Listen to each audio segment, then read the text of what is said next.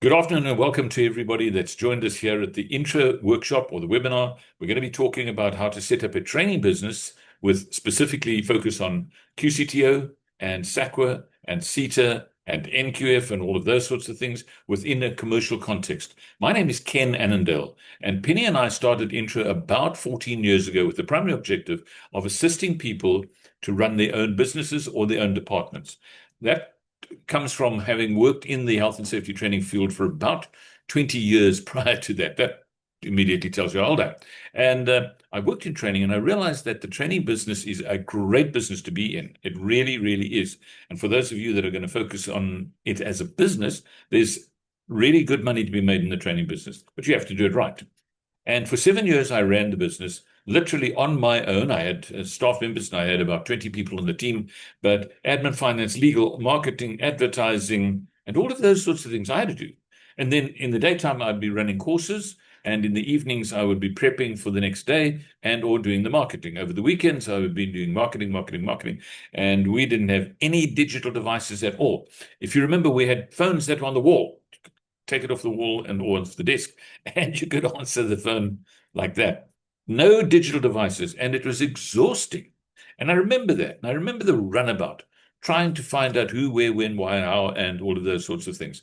So we then decided that we're going to help people set up their own businesses and or training departments. And that's where we are today. We've been doing it for 14 years now, and it's been an absolute pleasure. So with that in mind, I'm going to just share my screen, and I'm going to do a PowerPoint, which we are recording so that you can then watch it afterwards. So let's quickly go there. Penny, can you confirm? Yes. Right, we're just quickly confirming that the screen is up there. And Penny can carry on letting people in. That's great. So let's assume this. You've never been in business before. This is the first time you're going to be setting up a business of some sort. Maybe you're an occupational health and safety practitioner. Maybe you're an occupational hygienist. Maybe you're an occupational nurse or someone like that. And we have a couple of people who are lawyers and one or two people who are occupational medicine or health practitioners. And now they decide, or you decide, I'm going to run a training business. And where do I start? And that's exactly what we do. So we take you down the road from start, not so much to finish, because we pray that we won't be around when you finish your business, because hopefully this business will continue for many, many years. Now, for people who start a business for the very first time, it's important to know that you have a reason and an objective. And it could be anything such as you want to free yourself up from work. Maybe it's something that you want to do because you're going to be retiring. Maybe you have this burning desire to share information with people and so forth. But you need to decide what it is that you want from the business. And because it's a business, I say to people on ongoing basis, I say to them, the business that you're going to build is in fact an asset or should be an asset, and you should be able to sell it in 10, 15, 20 years' time. And that's the objective. If that's your objective from day one, from the outset, I want to sell this in 15, 20 years' time, or hand it over to a family member, or put in a manager or somebody like, or something like that.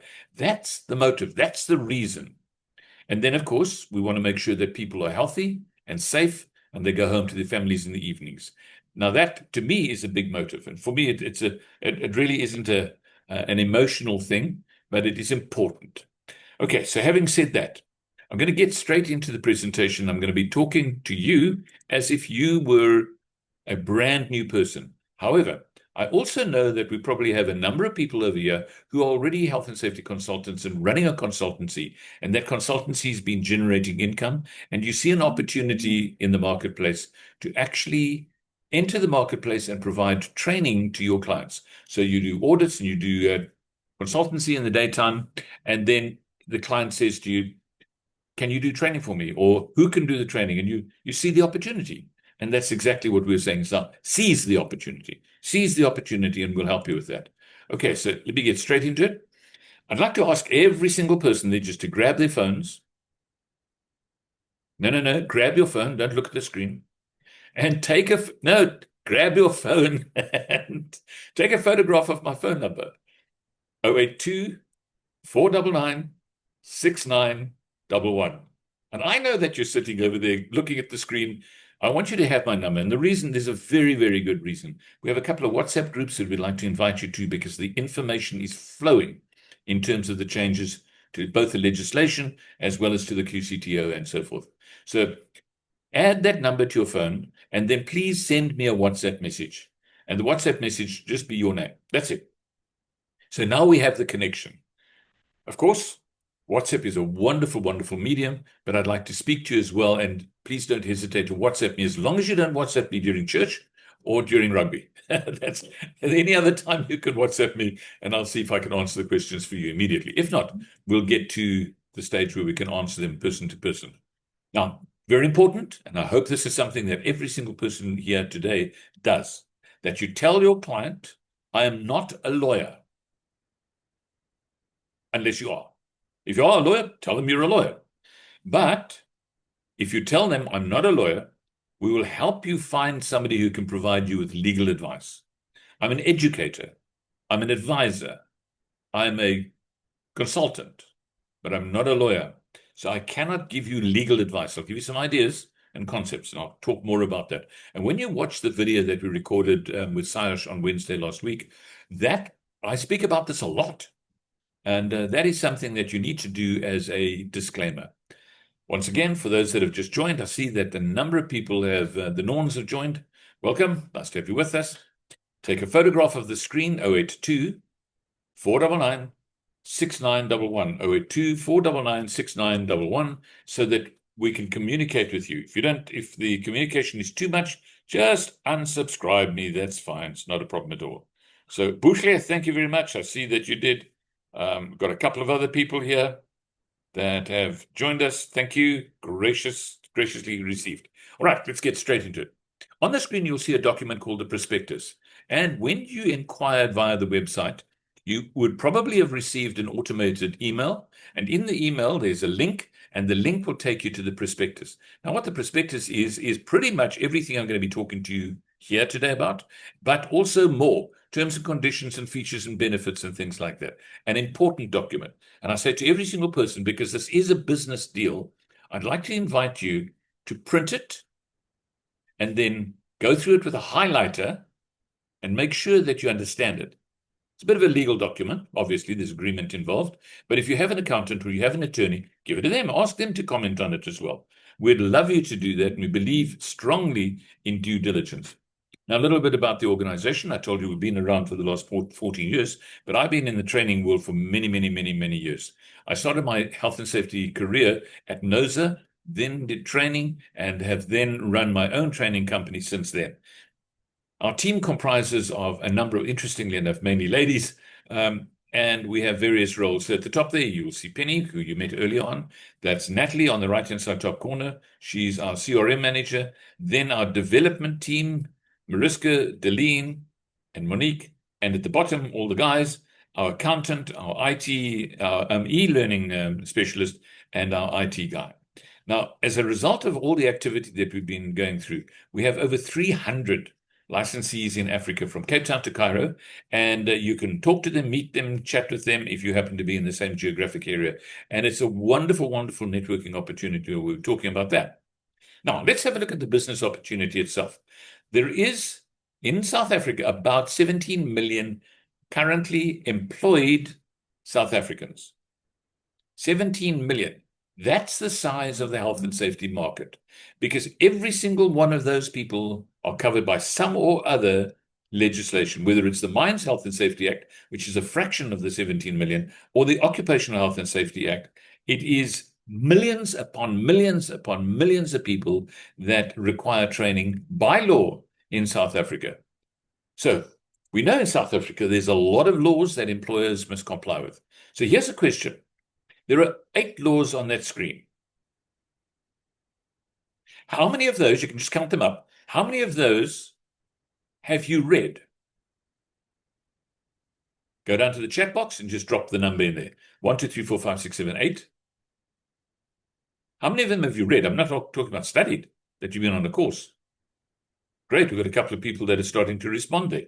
And these are the laws that you need to know about. You don't have to know them in detail, so that you can guide employers and employees in occupational health and safety. Let me have a look at some of the numbers that have come up at the bottom here. Right, let's have a look. Right, I see Hezron 2, Jaresh 3, Ilse 5, Samantha 2, Cleo 2. Well done. That's excellent. Okay, so Morona 4. Now, what we're going to say is this, is if you're going to be a consultant, remember we said you're not a legal advisor, but if you're going to be a consultant, you need to know what's in the law, such as the Constitution. I had a question come up some time ago where a lady said to me, all health and safety training must be accredited. I said to him, really? Can you show me where? Well, she couldn't. And then it's come up from time to time where people have said, you're not allowed to do this training. You have to be accredited. I go, no, no, no, no, no, no. There's a constitution. And I operate under the constitution. Although INTRA don't actually run courses. We equip and train our licensees. We will talk about that. Now, of that, we know that there's one that's missing. There we go. It's the Occupational Health and Safety Act. So that's not just 8, it's 9 pieces of legislation, some to a greater or lesser degree. I spoke at a SAQA conference about 2 years ago. And by the way, we're going to be in SAQA at the SAQA conference on Friday in Cape Town. If you happen to be in Cape Town, come and say hi and grab a cup of coffee. But I spoke at the conference and I asked the question, how many of you health and safety people have actually attended a Labor Relations Act workshop? And of them, maybe 400 or 500 people there. No more than 10 or 12 people actually put their hands up. Now, that is really, really concerning or disconcerting because it talks in the legislation, in the Occupational Health and Safety Act, it talks of consultation, negotiation, even talks about arbitration, talks about voting rights. All of that stuff is in the Labor Relations Act. So what are we actually doing and what are we saying to our clients? And I can tell you that we know as a result of experience is that there's a couple of gaps. Okay. Then, under the Occupational Health and Safety Act, there are 19 regulations. Have a look at them and drop the number. How many do you think you have read through? I'm not asking you for expertise or anything like that. Just drop it in the chat box and say, of the 19, I have read through. And then the last 2 over there, how many of you have read the new, about to be promulgated, noise exposure regulations and physical agents regulations? There's a lot. There's a lot. So there we go. We'll be talking about the physical agents regulation in a moment. Those 2, noise exposure and physical agents regulations, come into being on the 5th of September, which is a Saturday. Those 2 regulations were brought out 3 years ago with the intention of getting employers to prepare the workplace. So by the 5th, if the inspector walked in and said, show me your training records, every single employer would theoretically be able to comply or obviously not comply. As of Saturday the 5th, it becomes a criminal offense if you haven't set these things in motion. So I'm saying this to you and to many, many, many other people that I get the chance to, is we have a little bit of time left to actually get our act together or to get the employer to get their act together as well. So those 2 regulations are really critical. Okay, now, what does the law say about training? It's an important section. I believe this is the foundation of all health and safety training in South Africa. This is section 8, the duties of the employer. Read it with me. It says the employer shall. Who? The employer. Who? The employer. So how does the employer do it? If the employer is busy working, running an organization, well, they find external people, freelance people, staff members who will then do it for and on behalf of the employer as contractors or employees. And then it says the employer must establish the hazards. And then the employer, once he or she's established the hazard, must establish the precautionary measures, and the employer must provide information, instructions, training, and supervision. Now, I'm breaking this down into simple terms here.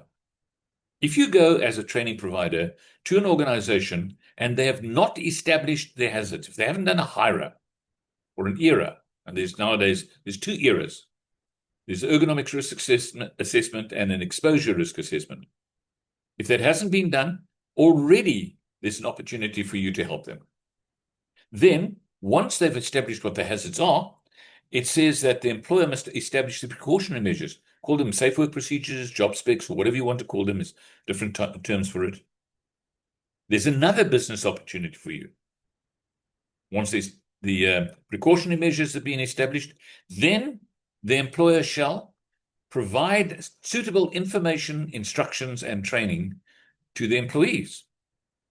Now, this is interesting because I'm sure you would recognize that when we use freelance trainers like myself, the employer doesn't sit down with me and say, here's the risk profile. Here are the precautionary measures that we've written.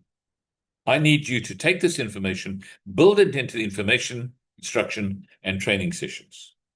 It doesn't happen generally. It may, and if it does, hallelujah, that's wonderful. But isn't that interesting?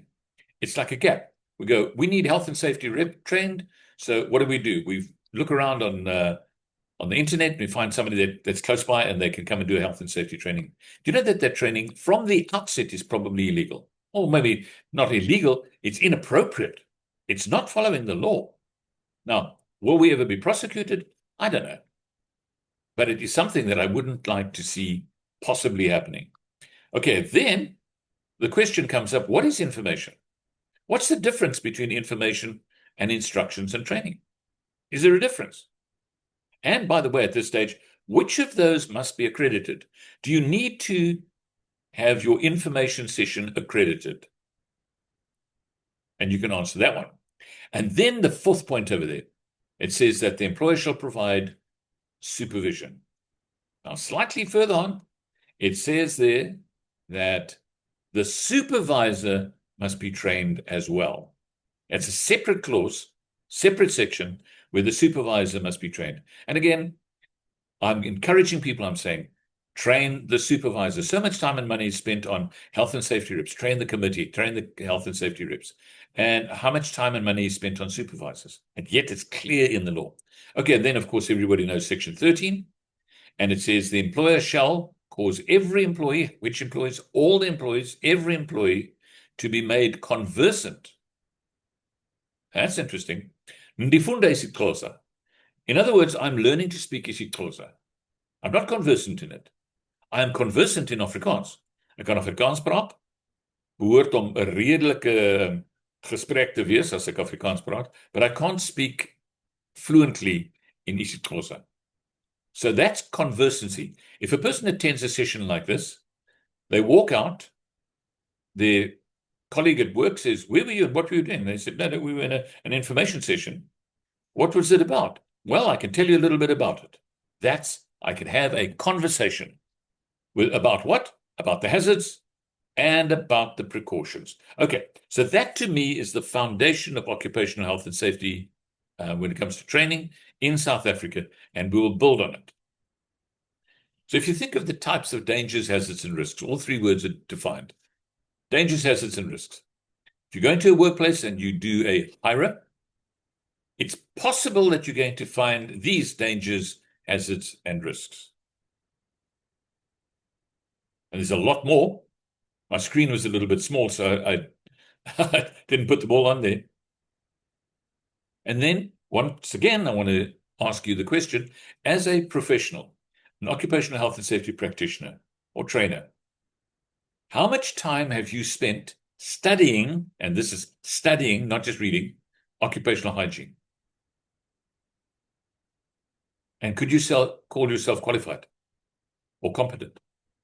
And now, the new one, the fresh one, the important one, is the physical agents. And when I first heard the word agents, I thought of FBI and CIA and MI5 and places like an agent. Well, I didn't know what they meant when they brought this regulation out. Okay, so our jobs, yours and mine, is then to bring people or create an awareness and that they understand it. Then we're going to jump right from section 13 way over to section 38. And if you look at that, it says any person. You're an any person. I'm an any person. I can break the law on my client's premises. Go, what? Yes. And you probably know about section 37, which we'll just talk about very briefly. Important that you know this stuff. So any person who is guilty of an offense and convicted could be fined currently, the Occupational Health and Safety Act, or the OSA, we'll call it OSA. And with the new amendment bill, when it eventually comes out, 5 million rand. So you can see this is serious stuff here. All right, I said section 37. And I'm sure you know about this. You would be a mandatory if you're a training provider. You're a consultant, or you're a freelance person. You're a trainer, facilitator, instructor, lecturer, whatever you want to call yourself. And you're operating for and on behalf of the employer, which makes you a mandatory. And if you get it wrong, that could be a criminal offense. Yeah. Okay. So we've got to get it right. And that's one of my big focuses. Every single piece of training material that I allow over my desk and into the marketplace, I need to be satisfied that we are complying with the law in every which way, helping you comply with the law so that you don't become a victim of Section 37. Alrighty. So from there, Penny and I said, what are we going to do about this information? We said, well, why don't we bundle the various offerings together and call them licenses? There's an act called the Consumer Protection Act. I'm sure you're familiar with it. And in the Consumer Protection Act, they talk about franchising and licensing. And what we've opted to do is we've opted for the license. And there are 5 licenses that we run, and we'll provide you more information in the prospectus. And this is where we need to make a decision. Are we just going to be occupational hygienists? Occupational safety practitioners? Or are we going to be consultants and provide people with documented information? Or are we going to do both? You can decide, and you need to specialize in one of those areas so that you can provide an excellent service to your clients. Okay, so we put this together as a licensing system comprising of these different components. And the components include welcome on board, business orientation, product orientation, and online marketing setup. And you go, well, that's interesting. Online marketing setup is, in other words, we're going to help you get your presence on the internet up and running.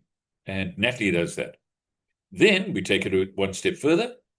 We go, right, we're going to provide you with some, unfortunately, we can't provide you with all, some QCTO training material, some SAQA unit standard line material, and a fair amount of Occupational Health and Safety Act legal compliance training material. We're also going to provide you with ongoing assistance, webinars, product updates, and things like that. And we host them on a regular basis and have a YouTube channel that you can go onto. For those of you that are familiar with ISO, you don't need to come to these workshops, but as part of the license, you have the opportunity of coming to a monthly workshop on ISO. And we just finished last week. We finished another one on 45,001. And a new party animal, AI. I call my ChatGPT AIDA, AIDA. And some of you may or may not know about how to use it in the health and safety training realm. And the person that works with us on that, she's also one of our licensees, but she's really skilled in both occupational health and safety and AI. And then for those who want to become QCTO accredited, Penny will take you through that journey. And the journey includes the training material, the DIY accreditation process, and a thing called the Accredited, and then the workshop. So once you've been through all of that, you and your staff can attend it as a licensee. Depending on which license you choose, obviously there's certain elements that you get extra with the next license. And then second to last, we say to people, right, you are also now part of the family. Penny likes to call it a tribe, where you can contact people and say, help me here, I need some assistance. I'm not a specialist in this area. Is there anybody that can help me? And then we have an upgrade system with our licenses from starter right through to prime. Okay, now, what training material do we provide? There are 28 legal compliance training programs. You can just check off that list there and go, which of these am I familiar with? And that's you. Which of these would my clients like me to present? And you'll see in the prospectus, we talk about the fact that we take you on a journey to make sure that you know a little bit about the content. We're not suggesting you need to know everything. So let's just have a look at number 11, ergonomics. There are many people there who have attended maybe an hour-long talk on ergonomics, but have never actually qualified in ergonomics. So they're going to run a training program now, and we'll take them on a journey. We say, right, you can do this not necessarily as a credit-bearing training program. You can do it as an information session, which is completely legit. Then there's more. You'll see that there are two, number 13 and number 15, where it's highlighted in yellow. In other words, we're not claiming that these are credit-bearing programs, but they are programs that you can legitimately run and issue certificates for. So important to know that. And given the fact that there are people out there that desperately need training, you can go to them and you can package the training for them. We'll call it a needs analysis. And you can say a little bit of this, a little bit of that, a little bit of this, a little bit of that. And over the next month, I'll come back 3 or 4 times and we'll run these programs for your people. And if you want it to be credit bearing, we can either arrange that, or alternatively, we're going to get our accreditation and then we'll be able to fill that gap as well. Now, the last one on the list over there is PAR regs. PAR regs, which is the Physical Agents Regulation, and we decided to change the name to PAR Track so that it looks like the other programs as well. A little bit more about that in a moment. So I said, what do we do? How do we get you to know and understand the topic? We're not going to make you an expert. We're not a college. In fact, our accreditation expired when when the Department of Higher Education pulled all the accreditation rights, if you like. But what we do is that we run workshops and you and your team attend the workshop. If you're a licensee, you come for free. All of this is free. It's part of the license fee. If you're an external person, you go, I just want to check out, toe in the water, see what's going on, would like to know if I'm able to run these things. Well, that's fine. You can attend the workshop. It's on the 14th of August. It will cost you $1,995, excluding VAT. Including VAT, my apologies. You will get 2 SAQA CPD points, and you will get a document called the guide. Now, we do it via Zoom, and you can attend it. Now, should you decide to become a licensee, the 3,900 Rand and the 1,795 Rand will then be deducted off your license fee. So we're not going to charge you twice. It's actually deducted. So it's kind of like a bit of a deposit, and you can start the journey that way. More about that later. Now, I mentioned that SIOSH and I ran a webinar last week on the Physical Agents Regulation called Scratching the Surface of this regulation. And if you want to watch it, there's my number again. I told you, please save my number. WhatsApp me on 082 499 6911. 082 499 6911. WhatsApp me and I'll send you the Zoom link and you can watch it. It's about an hour and 20 minutes long, and I guarantee you, you will not be bored. Now, having said that, I'd also like your commentary. And I know that there are people that know more about occupational hygiene than I will ever get to know. And I love your commentary as a peer review or a peer contribution, and I've got broad shoulders. So with that in mind, let's move on. Now, how else do we equip you? Well, we've got an e-learning program or platform with 18 programs on it. And that e-learning program, we would say, for instance, if we go back to ergonomics, we'd say you're going to run an ergonomics course. Well, watch the videos that we've shot that are on YouTube, and also, when I say shot, recorded, and also go through the e-learning. The ergonomics e-learning program will give you tips and hints and insights and a certain amount of confidence, and it'll generate a certificate of attendance or participation for you. Penny will also talk to you later on about how you can make money from this. There's an income opportunity for you so that in the beginning of setting up your business, you don't have to set up your own e-learning platform. You just piggyback on ours. And we're very happy to do that. And we're very happy to share the proceeds with you as well. Okay, a lot more information on that. Now, I just want to point out something to you. You may or may not know this. I was speaking to somebody early on today, and I was talking to her about this definition of competency. And if I was to say to you, are you competent? And you could just drop down into the chat box. Do you regard yourself as a competent trainer?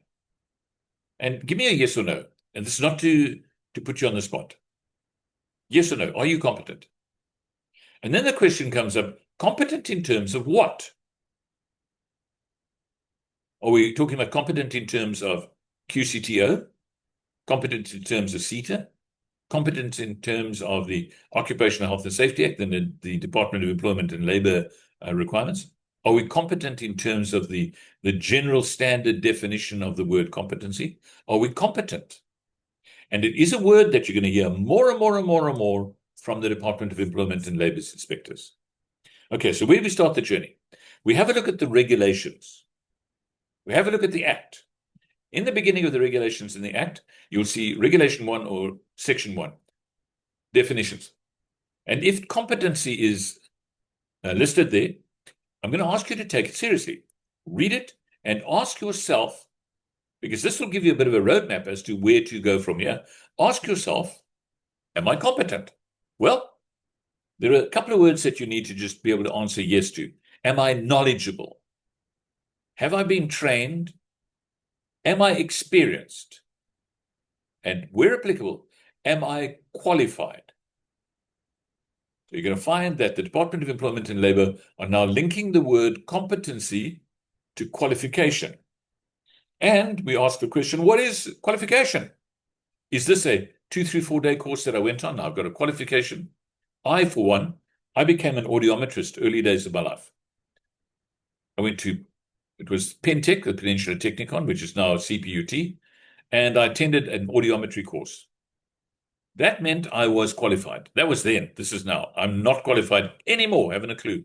Well, I do, but then it carries on and it says things like, provided that where appropriate qualifications and training are registered in terms of the NQF Act. Those qualifications and that training must be regarded as the required qualifications and training. Notice how they repeat qualification, qualification, qualification. And then let me ask you another question, also not to catch you out. What if there is no qualification or training registered in terms of the NQF Act?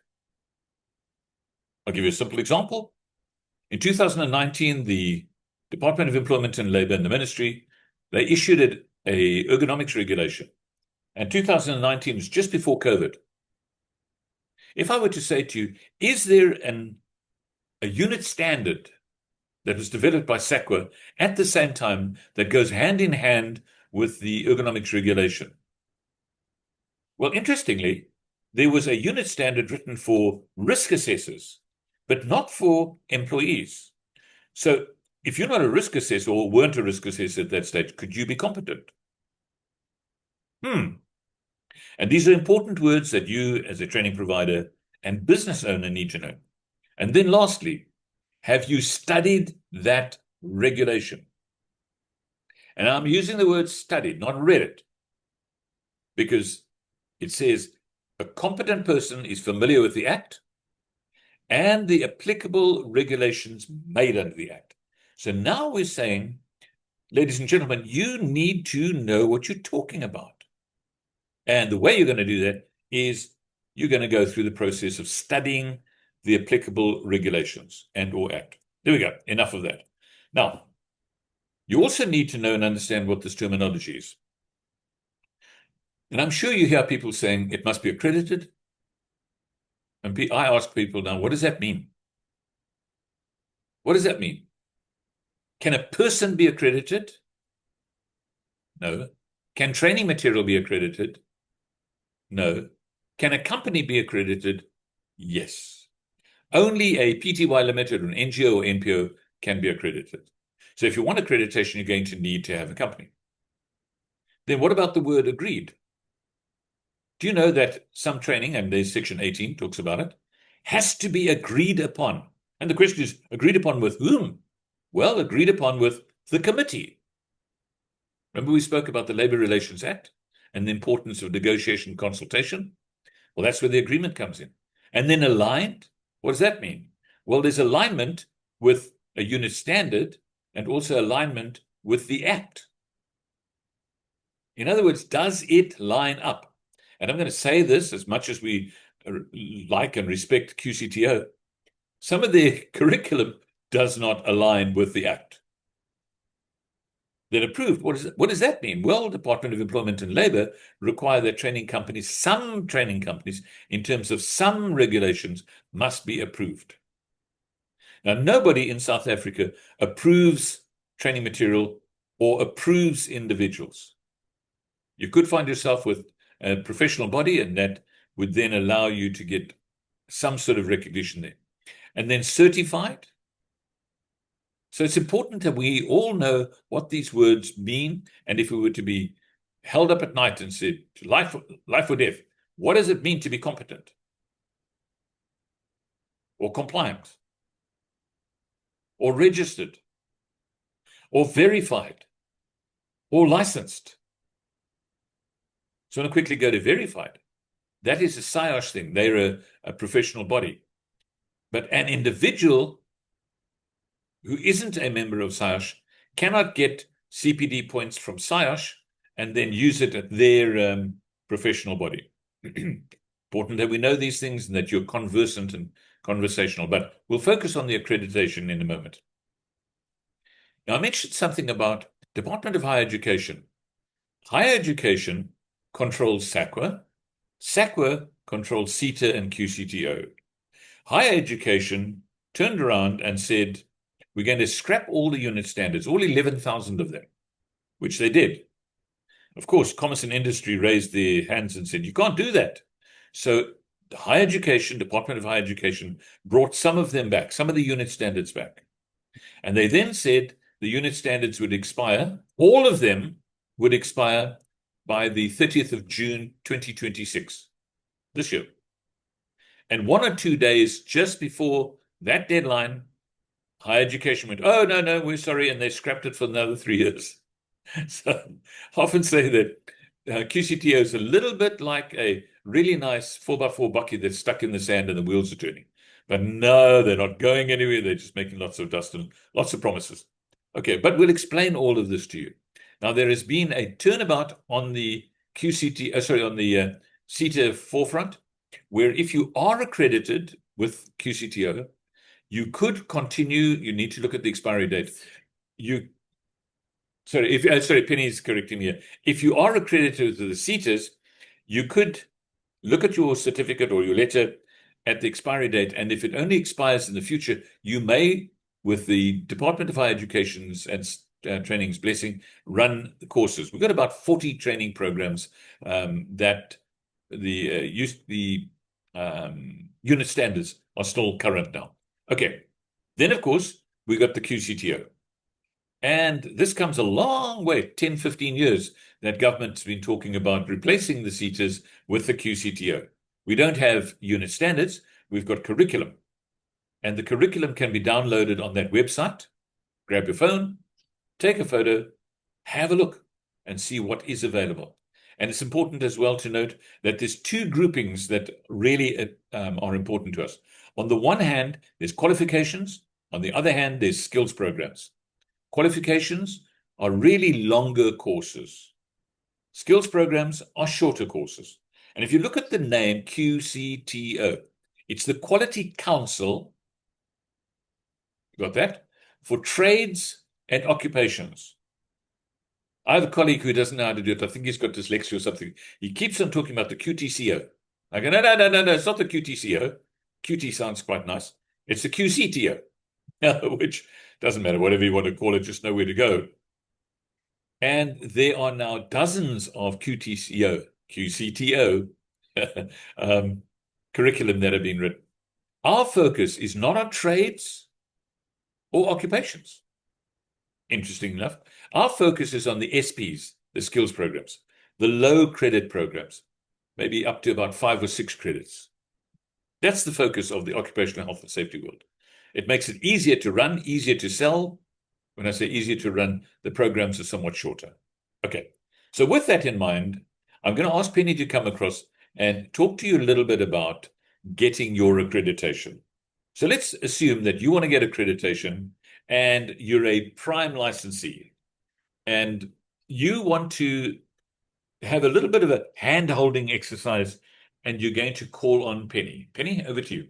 Thanks, Ken. Yeah, so we've been really excited about the success of our do-it-yourself accreditation program. It's something that we started already back in 23 and 24, and it's actually exceeded our expectations as to how quickly. When I say quickly, there is still time involved, anywhere from 4 to 6 months, but our licensees are getting through this process successfully.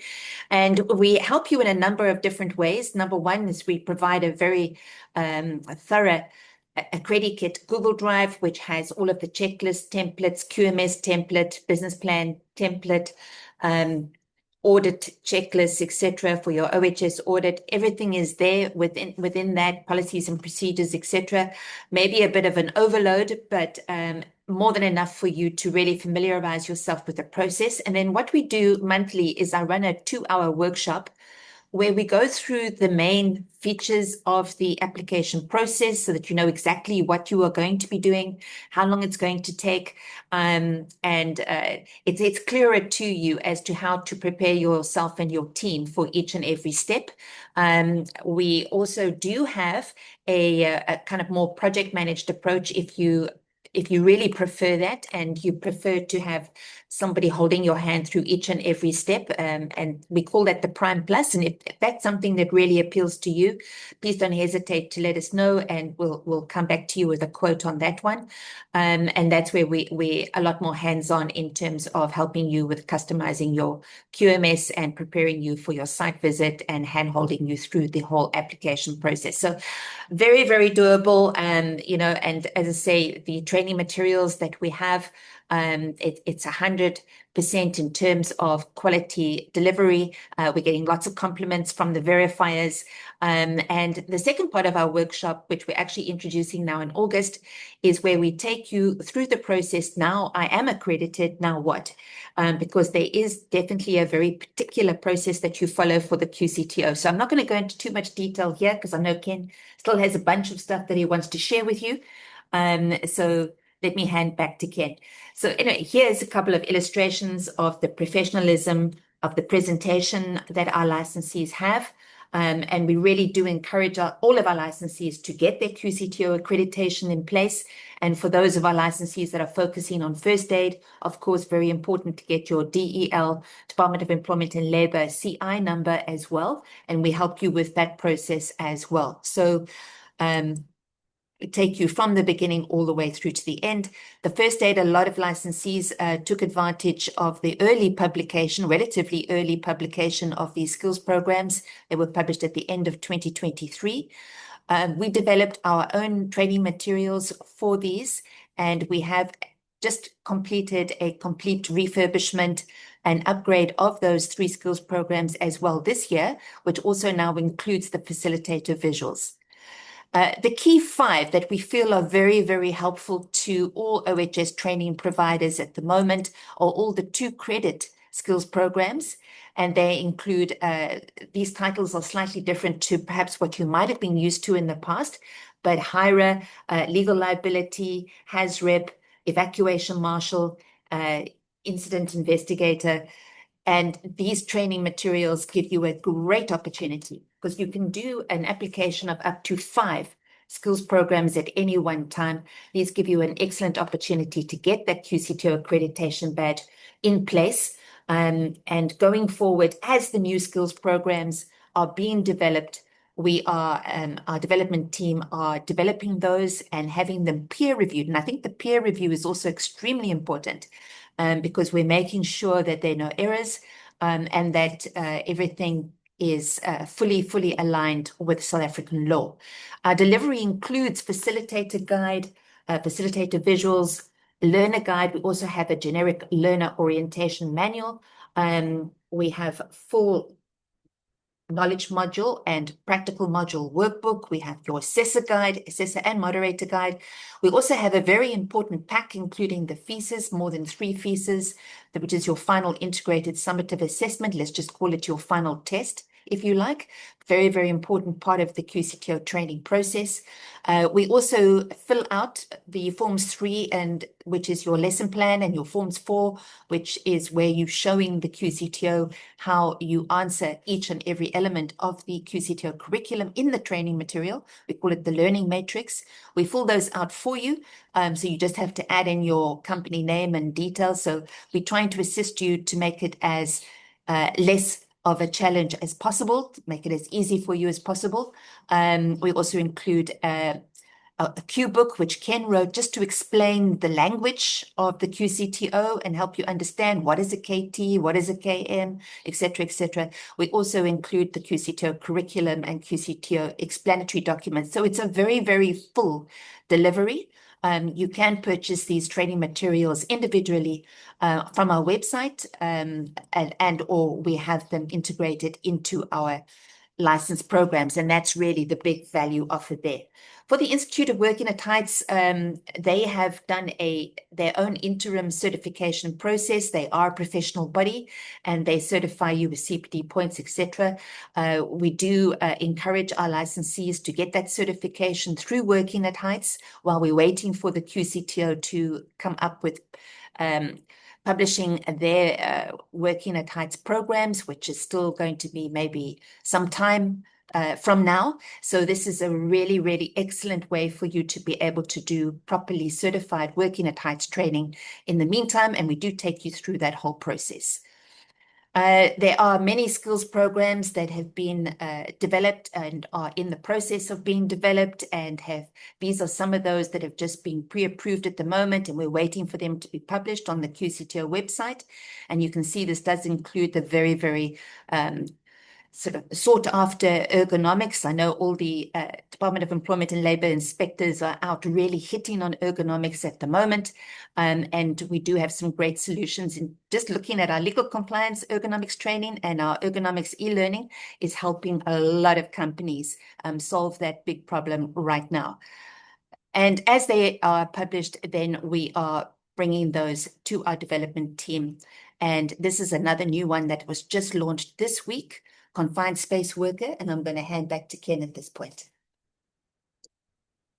So Penny is our QCTO guru. She knows an enormous amount of it.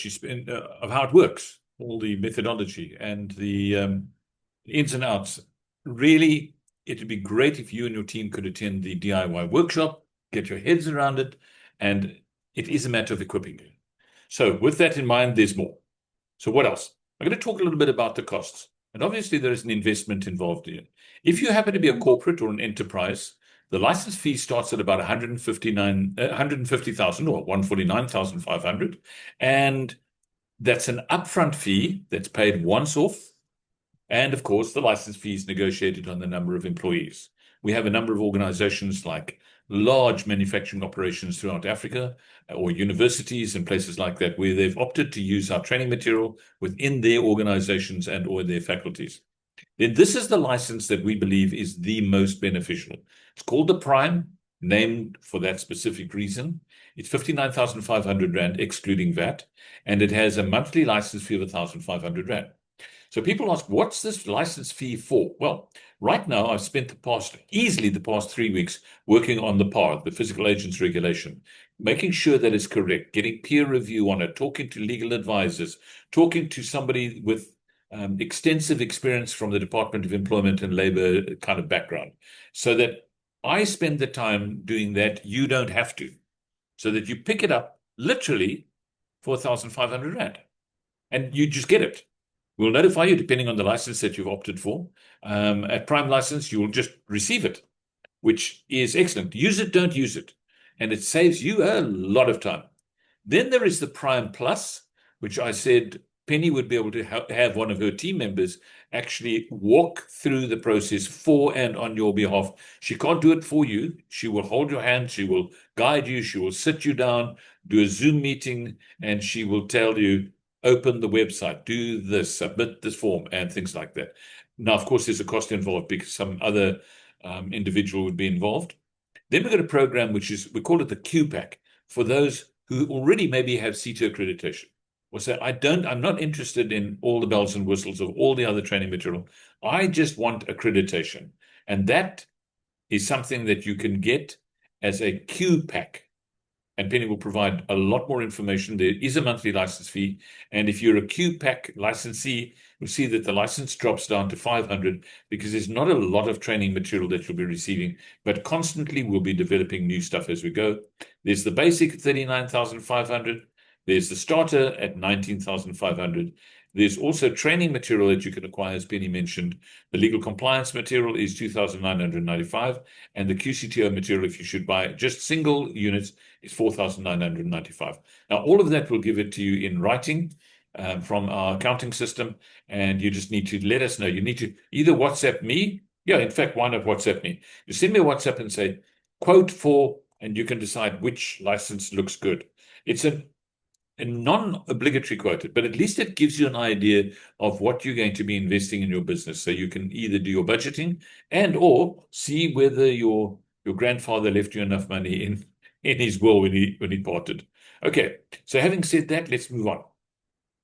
I mentioned to you that there is an online marketing presence because you're going to be spending time marketing your services. And for some, the whole internet and digital marketing thing and social media is foreign.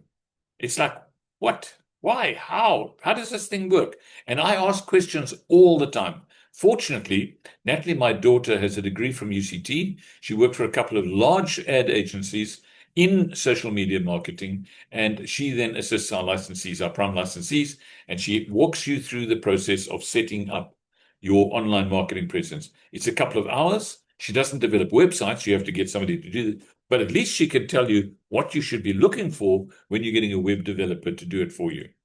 Then, for those of you that feel it's important to continue the process, we don't have a CPD program. But what we do have is we have a number of videos, in fact, about 250 recordings of things that we've recorded over the years that you may benefit from watching and looking at and things like that. One of them, of course, is marketing, how to go out and market your business. And we have an example, which I think you would be very impressed with, where one of our licensees, when asked how much she made in a month, single month, she said about R1 million. And she then explained, and she said the reason she did that is she signed up a national deal, which then literally covered the entire country for a year. We go, great, we get it. Now, wouldn't we all like that kind of deal? I'm sure you would. And it's in the video. She explains how. So I also tell you how to get leads, how to build a database, how to go through the process of sales, advertising, marketing, and stuff like that. And that's already recorded. You and your team can watch it.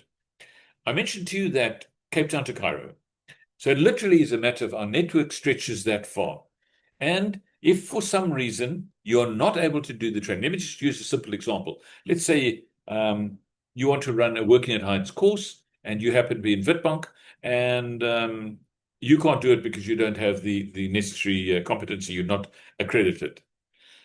What you can do is you connect with the network, and our network connects hundreds of people who is available in Witbank to collaborate with you, and you can then do a profit share on that. And we'll explain how that can be done, and quite legitimately. So it means that you don't lose any business, and that is important. If somebody says, can you? You say, I'll check it out. Let me see if I can find somebody. And that is completely acceptable. So now I mentioned that I'll happily do a one-on-one call with you. And once again, if you want to just grab your phone, take a photograph of that link. That's a Zoom scheduler link. And then book some time. I think it allows you to book 30 minutes at a time. If you want to evaluate the training material, you want to have a look at it, gladly we'll have a Zoom with you. We'll sit with you and show you the material. Page 1 through to page 60, page 1 through to page 45, or whatever it might be. You can say, show me the PowerPoints, show me the course material, and we'll gladly do that. I have no problem doing that for you. And in fact, I did one recently where they said, can you record it so I can show it to one of my managers? And I said, absolutely. And I just transferred the recording to them as well. Okay. Now, as I wrap up, and I'm just looking at the clock, I've got a couple of minutes left. I just want to mention to you, this physical agents regulation could be life-changing in terms of your business. Get your head around it. It's a strict piece of legislation. And I'll tell you what they're saying. In that regulation, they have a explanatory document.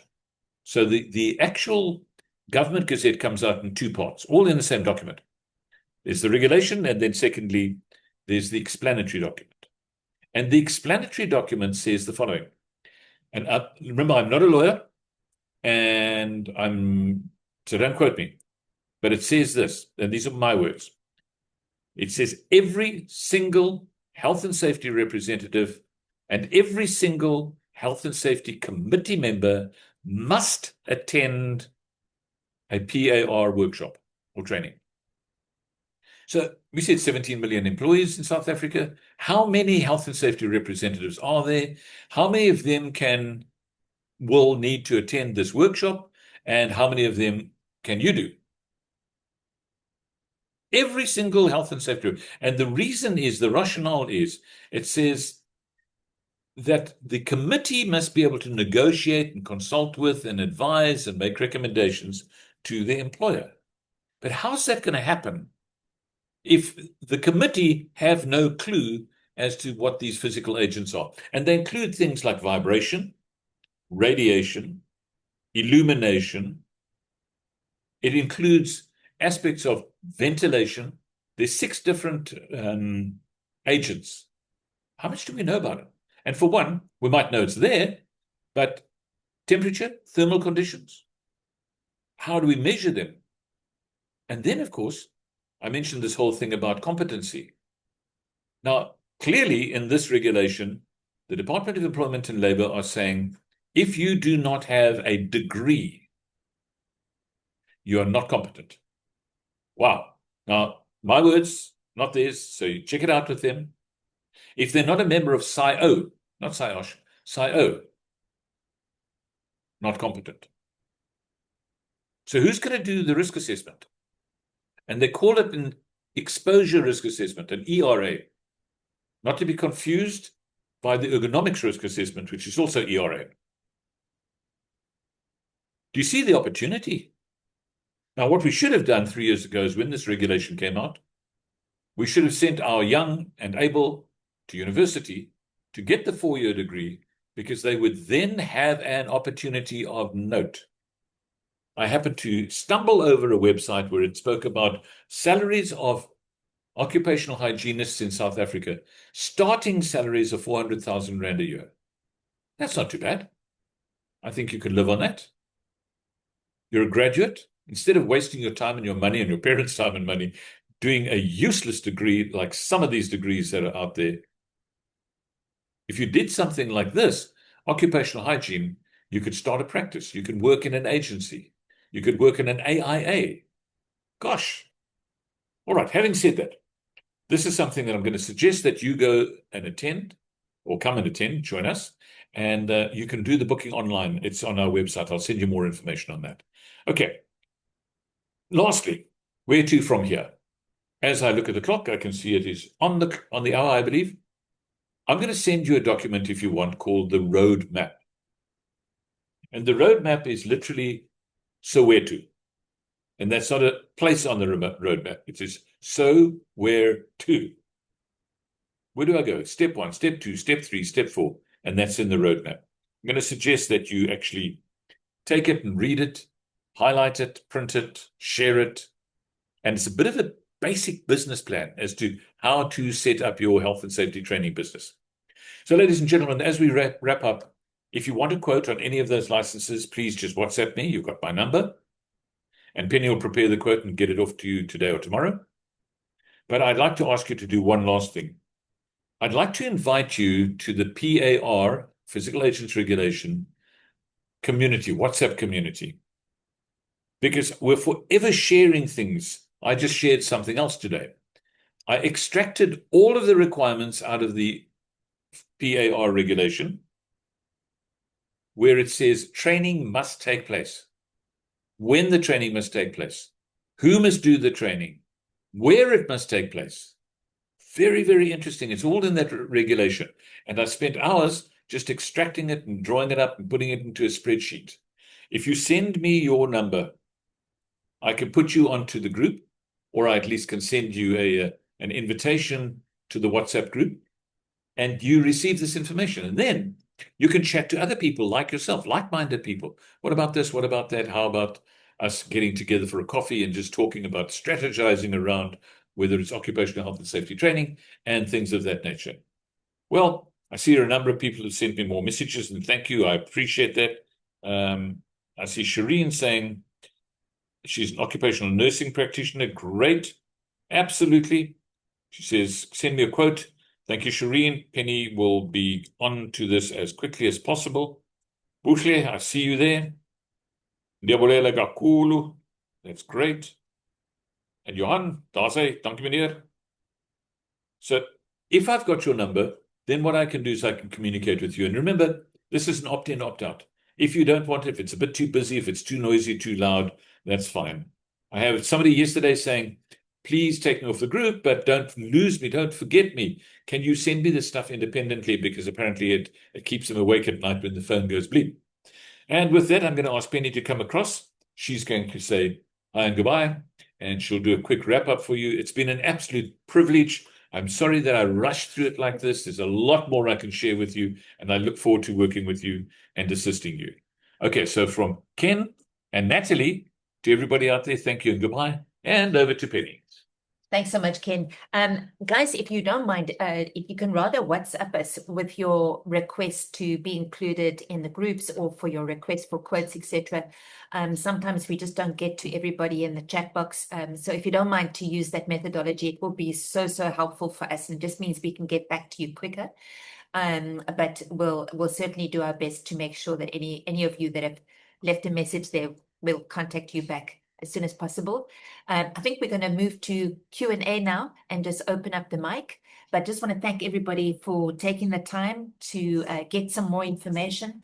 It is a changing landscape at the moment in South Africa, but remember always is that the bulk of your training is always going to be legal compliance training. And I know that a couple of you were asking questions about the need for accredited training, and when do you do accredited training, and when can you do legal compliance training, and how to be effective when you're communicating that to your clients. So I think we're going to deal with that in the Q&A now. But thank you so much for your time, and we're really looking forward to making your life easier out there in this dynamic landscape so that you can do what you do best, which is train and train effectively and competently. And with that, thank you, and over to Q&A, I believe. Fantastic. I'm going to stop the recording.